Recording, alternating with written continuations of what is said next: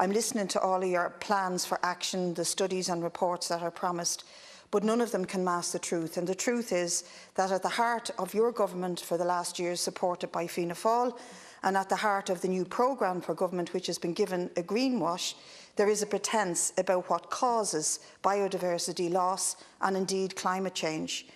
And that pretence may be masked by using the right language, tick the right boxes, make all the right noises, applaud the climate activists, the school students, applaud the local communities who try to tackle biodiversity loss.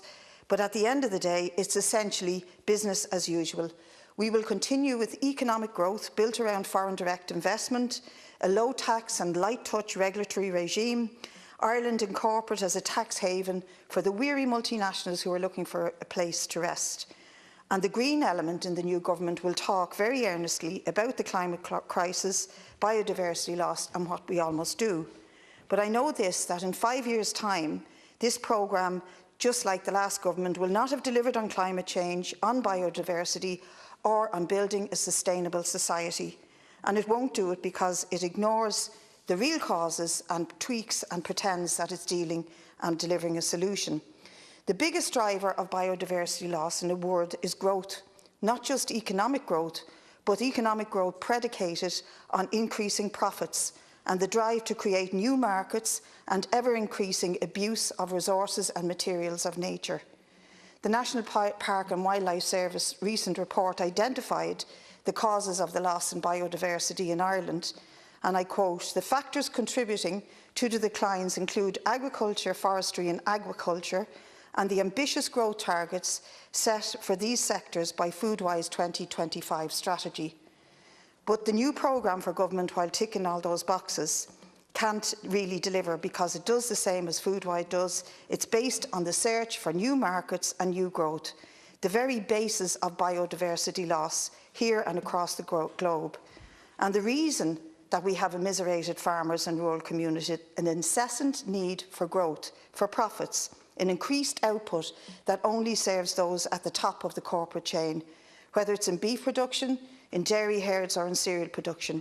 It has not serviced the farmers, the consumers, and indeed it has not serviced nature. And we now know from Minister Bríd that he's pretending that methane emissions can be looked at differently and that somehow your department or his department will find ways of calculating methane problems in a new way of creating the figures. But as Kevin Anderson, the climate scientist, says, we can fool ourselves, but we cannot fool science and we cannot fool nature. And that equally applies, while I have the opportunity of saying so, to the fossil fuel industry. We now pretend that we have ended oil extraction, but the licences that exist out there are good until 2035. And the pretence that we are now banning the use of liquefied natural gas is also a lie, because although we're banning the importation of frack gas, we still continue to allow the importation of other forms of liquefied natural gas. And just as your government and the future greenwashed government will not challenge the power and the dominance of agribusiness and those who pollute the planet, you will not challenge the power of the fossil fuel industry.